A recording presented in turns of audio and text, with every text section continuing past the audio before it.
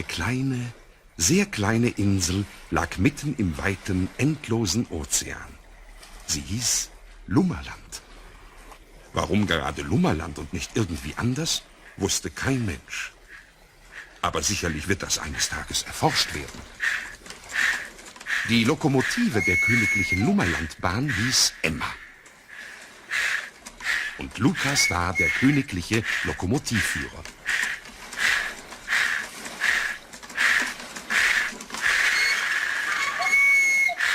Im königlichen Schloss wohnte seine Majestät König Alfons der Viertel vor Zwölfte. Er nannte sich so, weil er um Viertel vor 12 geboren worden war. Stundenlang konnte er mit seinen Untertanen telefonieren. Wenn man von Lukas absieht, waren es genau 2. Aber Herr Ärmel... Ich bin untröstlich, Majestät. Das Foto, das ich von Majestät vorigen Freitag angefertigt habe, ist leider etwas unterbelichtet und etwas unscharf. Wie schade, wie schade.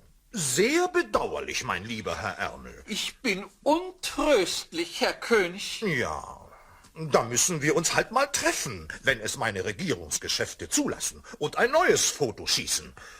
Sagen Sie, ist das alte wirklich nicht zu gebrauchen? Leider fast nicht. Es ist wie gesagt etwas unterbelichtet und ein bisschen unscharf. Was? Was? Was? Was? Hier spricht Frau Was. Wer spricht dort? Ach so, ja. Hier spricht der Dings, der König Alfons. So? Ach ja. Ich wollte mich nur erkundigen, ob schon frische Lakritzbonbons eingetroffen sind. Nein, Majestät. Das Postschiff war noch nicht da.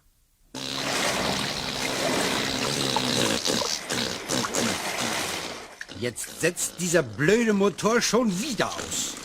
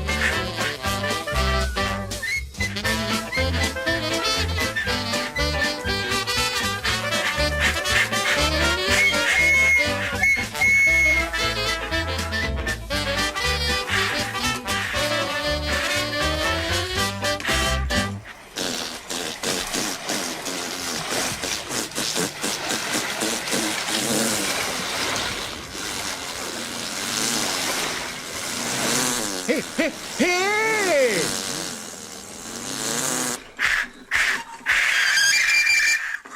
Hier Lummerland Hauptbahnhof, hier Lummerland Hauptbahnhof. Reisende mit Anschluss an das Festland werden gebeten, in das Postschiff umzusteigen. Verflixt! Der Gashebel ist verklemmt! So, Feierabend, Emma. Hilfe! No. Seit wann brauchen Sie denn für Ihr Postschiff Schienen, Herr Briefträger? Der Gashebel hat sich verklemmt. Aha. Ist das Paket für mich? Nein, es ist für Frau Malzahn. Aha, ich habe Malzahn verstanden. Ja, ist doch richtig. Malzahn. Ich verstehe immer Malzahn. Ja, Malzahn. Malzahn.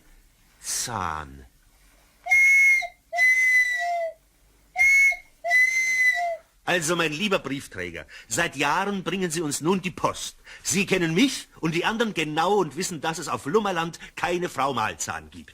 Auf dem Paket steht Malzahn. Einen schönen guten Tag zusammen. Guten Tag, Frau Was. Ah, was sehe ich? Die Lakritzbonbons sind angekommen. Nein, das ist nicht für Sie. Das ist ein Paket für Frau Malzahn. Malzahn? Ah, das sind bestimmt die die Umkehrfarbfilme, die ich bestellt habe. Nicht wahr, Herr Postrat? Nein, das ist ein Paket für Frau Malzahn. Wie war der Name? Malzahn. Wie? Malzahn. Ach, da seid ihr, meine lieben Untertanen. Haben Sie mir das neue Fernsprechbuch von Nordgrönland mitgebracht, Herr Postpräsident? Nein, Herr König. Das hier ist ein Paket mit Lakritzbonbons. Nein, es ist ein Paket für Frau Malzahn. Wo ist die Dame? Soll hier wohnen. Aha. An Frau Malzahn in Zummerland, Alte Straße 133, 3. Etage links. Und als Absender steht da eine große 13. Meine Glückszahl. Das ist jetzt wirklich Nebensache, Herr Ärmel. Summerland soll wahrscheinlich Lummerland heißen. Freunde, es bleibt uns gar nichts anderes übrig. Jemand von uns muss Frau Malzahn oder so ähnlich sein.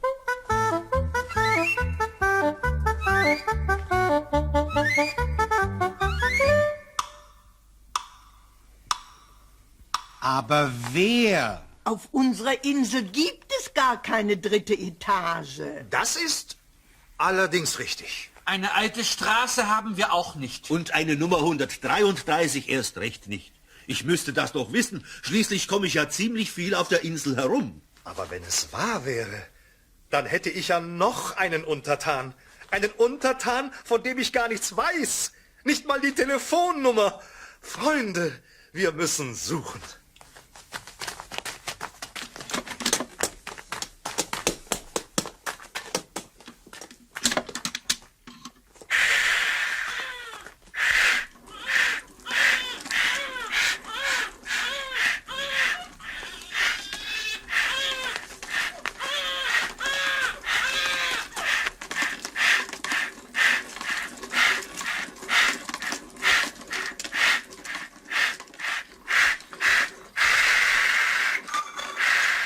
Frau Malzahn, hier ist ein Paket für Sie.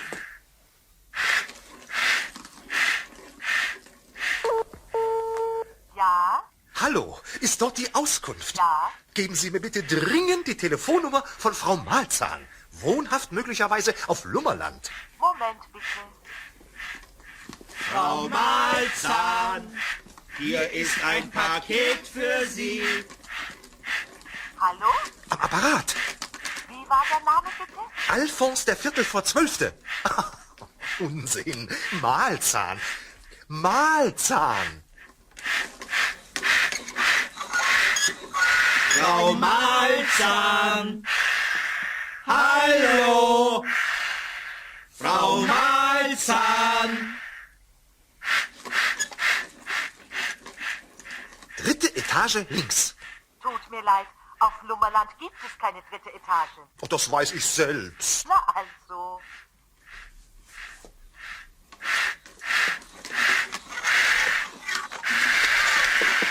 Also, Fehlanzeige. Schade. Ich hätte gerne ein Foto von der schönen Unbekannten gemacht. Woher wollen Sie denn wissen, ob sie schön ist? Vorsicht! Was ist denn? Das Paket! Was ist denn mit dem verflixten Paket? Vorsicht! Ja, zum Kuckuck nochmal. Warum schreien Sie denn so? In dem Paket ist was drin. Na klar, in jedem Paket ist was drin. Vorsicht! Geliebtes Volk. Ich habe inzwischen Vorsicht! nachgedacht und festgestellt. Vorsicht! Was ist denn? In dem Paket ist was drin. Na klar, in jedem Paket ist was drin. Und dieses ist an eine Frau adressiert. Und weil Frau Waas die einzige Frau auf Lummerland ist, gehört das Paket ihr. Sehr weise, Majestät. Vielen Dank. Ich hab's jedenfalls los. Frau Waas, öffnen Sie es. Wahrscheinlich sind es doch die Lakritzbonbons.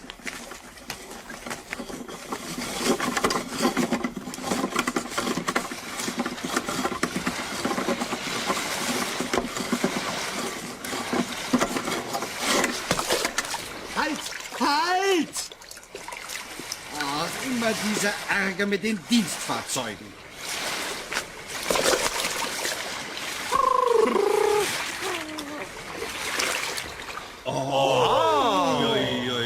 Schwarz ist es zwar, aber Lakritze ist es nicht. Wir haben uns vermehrt. Ein neuer Untertan. Bitte stillhalten, stillhalten. Ein süßes kleines Baby. Du. Na, dann muss ich es eben mit einem Tausendstel versuchen. Bitte lächeln, lachen bitte. Verwackelt. Nochmal. Wie kommt denn der Kleine in das Paket? Hier ist das Vögelein. Kuckuck. Also so eine Gemeinheit ist mir in meinem ganzen Leben noch nicht vorgekommen. So ein kleines Kerlchen in ein Paket zu packen. Wenn ich den Burschen erwische, dann kann sich der auf was gefasst machen. Nicht weinen, nein. Das ist der Onkel Lukas. Und der meint es ja nur gut mit dir. Ich bin der Meinung, Frau Waas soll diesen neuen Untertanen aufnehmen und Mutterstelle vertreten. Sehr richtig. Und Jim soll er heißen, denn genau so sieht er aus. Hallo, Jim? Hierher schauen. Hier ist das Vögelchen. Kuckuck. So fing damals die Geschichte an. Der kleine Jim wurde ein echter Lummerländer und wuchs heran. Schon mit 4 Jahren konnte Jim telefonieren. Mit 6 Jahren stand Jim im Laden von Frau Waas. Zu seinem 8. Geburtstag schenkte ich ihm einen fotografischen Apparat.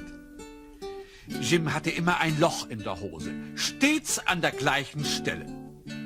Schließlich säumte Frau Waas die Ränder des Lochs ein und nähte einen großen Knopf zum Zuknöpfen dran. Jetzt konnte man das Loch, statt es zu reißen, einfach aufklöpfen. Dann war es da. Und statt zu flicken, brauchte man es nur wieder zuzuknöpfen. Von diesem Tage an wurde Jim von allen Leuten auf der Insel nur noch Jim Knopf genannt. Mit 12 Jahren durfte er schon allein mit Emma fahren. Als Jim 14 Jahre alt war, läutete eines Abends bei Lukas das Telefon. Hier Lummerland Hauptbahnhof, Lokführer Lukas. Ja, der Dings, der ist hier. Der Dings, der... König. Ja, der. Also, Lukas, die Sache ist die. Nimm bitte Platz. Danke, ich sitze ja schon. Dann steh bitte auf und komm zu mir. Es ist sehr wichtig. Bin sofort da, Majestät. Tschüss. Tschüss.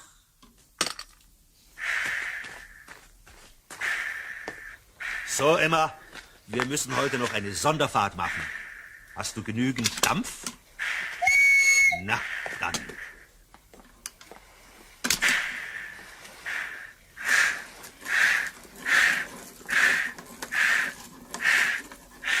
Wenn ich es nur schon hinter mir hätte. Da kommen sie schon.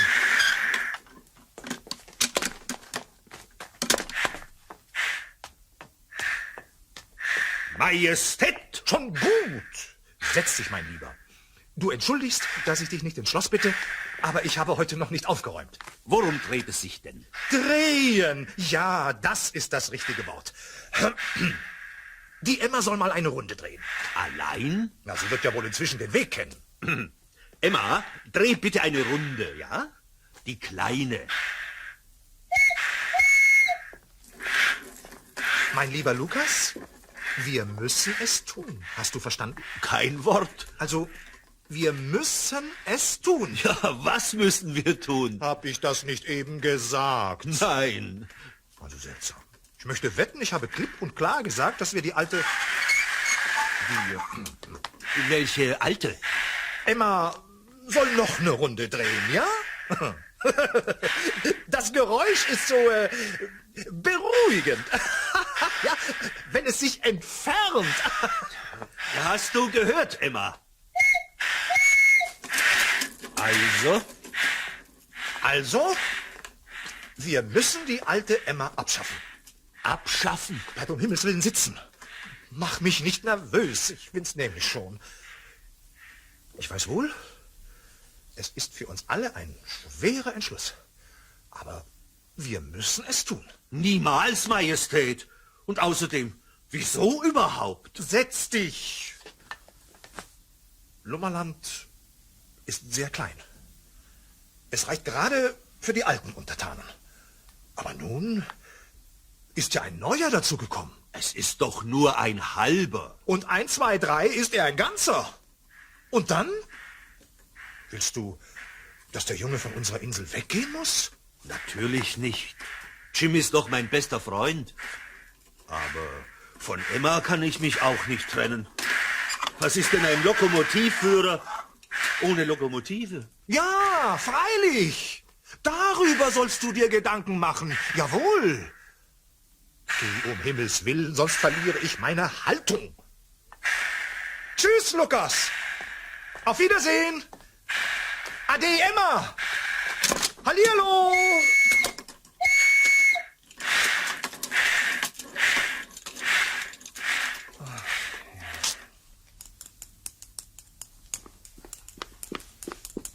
Gehst du noch fort, Jim? Ein bisschen. Es ist schon spät. Nur mal rüber zum Bahnhof. Komm gleich wieder. Ist gut, mein Junge. Tschüss, bis gleich. Bis gleich. Meine gute alte Emma, wir werden beide gehen. Ich kann mich doch von dir nicht trennen. Nein, nein, wir bleiben zusammen, wo es auch immer sein mag. Das ist so klar wie Quellwasser. Es ist wegen Jim. Er wird bald ein ganzer Untertan sein und braucht Platz, verstehst du? Und drum hat der König entschieden, dass du weg musst. Aber ich gehe mit, da verlass dich drauf. Was soll ich denn ohne dich anfangen? Und ich gehe auch mit. Jim, Ich habe alles gehört. Ich fahr mit. Das ist so klar wie Zwetschgensoße. Zwetschgensoße. Zwetschgensoße. Jawohl. Das ist ja alles Quatsch. Emma soll weg, damit du in Zukunft Platz hast. Ich gehe weg, weil ich ohne Emma nicht leben kann. Jetzt willst du auch noch weggehen. Du wirst schon sehen, wie gut du mich gebrauchen kannst. Jedenfalls hat sich der König das nicht so vorgestellt. Wann geht's los? Um Mitternacht, Punkt 12. Geht in Ordnung. Jim Knopf, du bist wirklich der feinste kleine Kerl, den ich in meinem Leben je gesehen habe. Na, und du bist der feinste große Kerl. Also dann, Punkt 12 Uhr geht's los. Punkt 12 Uhr bin ich da.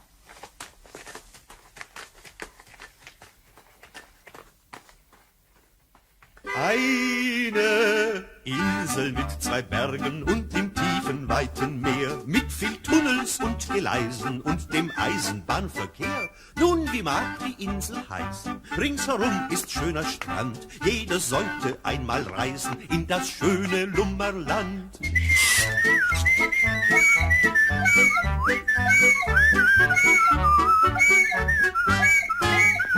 Eine Insel mit 2 Bergen und dem Fotoatelier. In den letzten macht man Bilder, auf den ersten Dolieu. Diese Breiten, diese Tiefen, diese Höhen sind bekannt. Und man spricht von den Motiven auf dem schönen Nummerland.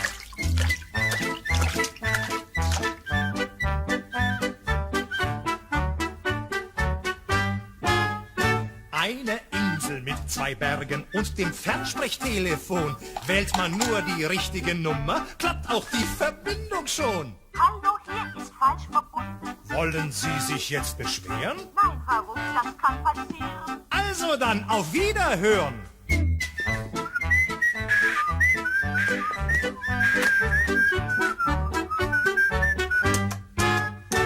Eine Insel mit 2 Bergen und der Laden von Frau Was. Hustenbonbons, alles Kleber, Regenschirme, Leberkas, Körbe, Hüte, Lampen, Bürste, Blumenkohl und Fensterglas, Lederhosen, Kuckucksuhren und noch dies und dann noch das.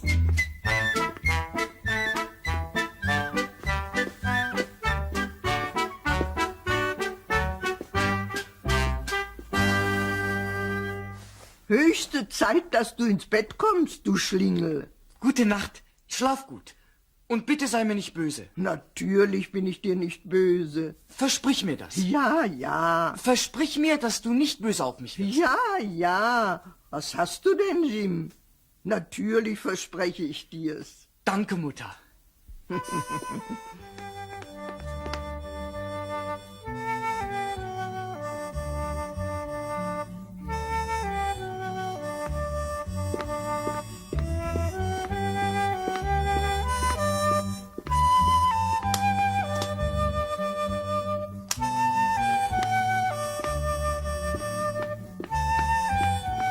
dachte ich es mir doch.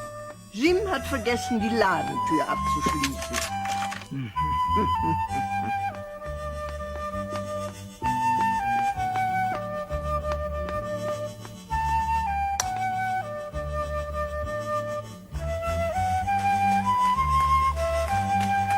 Lukas, Emma, wo seid ihr? Sie sind weg. Ohne mich.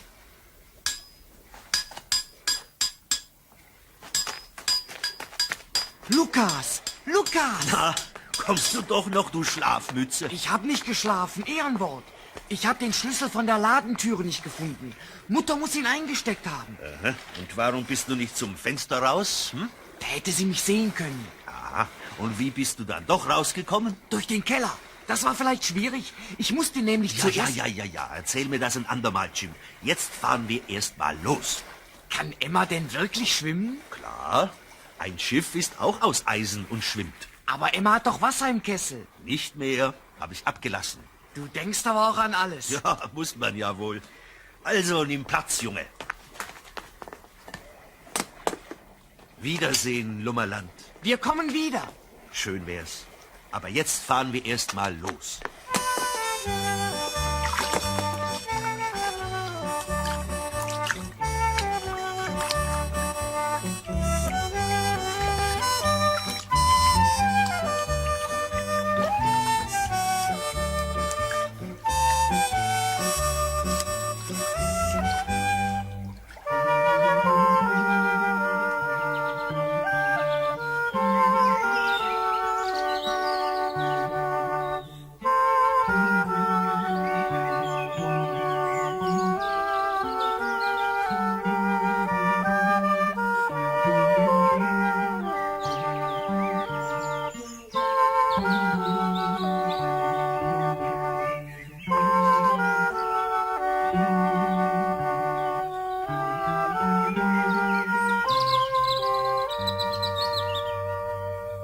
Hier spricht Herr Ärmel.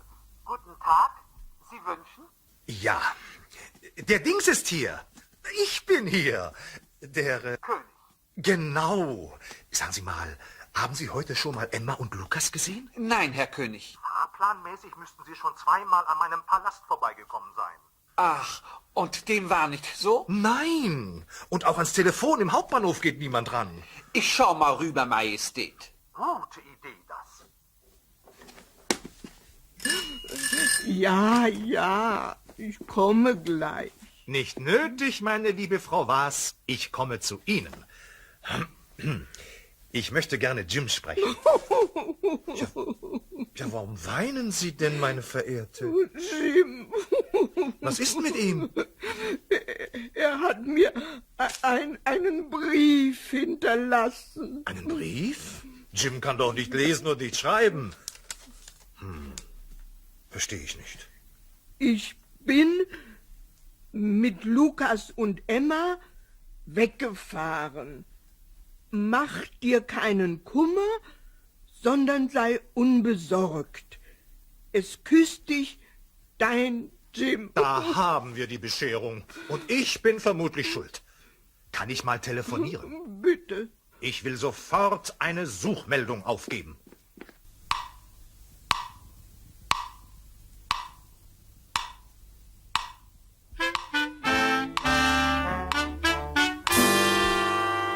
Vor den Nachrichten, meine Damen und Herren, bringen wir eine Vermisstenmeldung.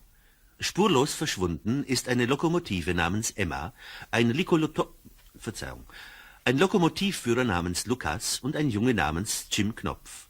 Sachdienliche Hinweise nimmt der König Alfons der 11:45 von Lummerland und alle Rundfunk- und Fernsehstationen entgegen. There's the AFN. We presented in our symphony concert the Hymn of Lummerland in G major. And now, attention, attention. Jim, Emmy and Lucas are missed. Lohiti! Hier ist der bayerische Rundfunk. Obacht geben. Emma, der Luki und der Jimmy sind ausgekommen. Sie sollen wieder heimkommen. Lohiti! Liebe Bubsche und Mädchen, Hier ist der Hessische Rundfunk. Wir suchen den kleinen Jim, den Ale Lukas und die Dick Emma. Wer was weiß, soll uns anrufen. Gell?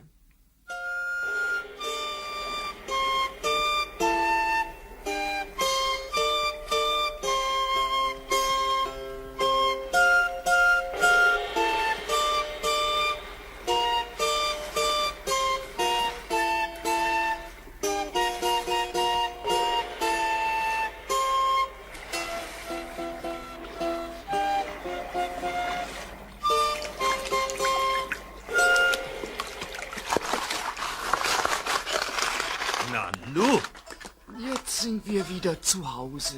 wach auf, Jim. Das ist nicht Lummerland. Zum Prellbock nochmal. Schau dir das an. Toll. Ja, sehr hübsch. Doch, doch. Die haben sich was einfallen lassen. Wer? Die Chinesen?